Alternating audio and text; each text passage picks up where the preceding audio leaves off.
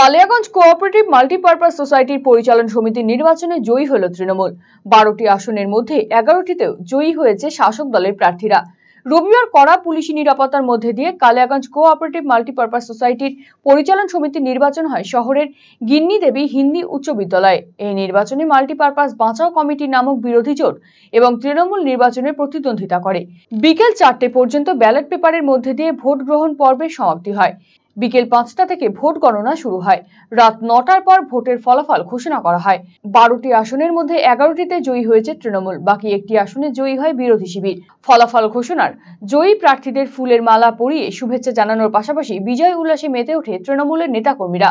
উপস্থিত ছিলেন ব্লক তৃণমূল সভাপতি তথা জেলা পরিষদের পূর্ত কর্মাধ্যক্ষ নিতাই বৈশ্য, পুরপ্রধান রামনিবাস সাহা, পঞ্চায়েত সমিতির সভাপতি হিরণময় সরকার, প্রাক্তন বিধায়ক তপন দেব সিংহ সহ অন্যান্যরা। আগে এই বোর্ডের ক্ষমতায় ছিল কংগ্রেস। দীর্ঘদিন ধরে প্রশাসকের হাতেই ছিল সমবায় সমিতির পরিচালন ক্ষমতা।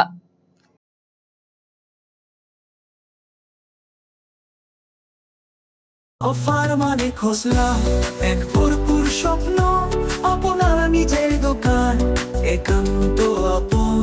খোসলা ইলেকট্রনিক্স, সবকিছু এখানে, আপনার ঘরের আনন্দ এই মধুর বনে। পুজোয় এবার সবার মুখে হাসি, কারণ খোসলায় অফার্স রাশি রাশি। ভীষণ খুশি মন এবার, খোসলা প্রিয় আমাদের সবার।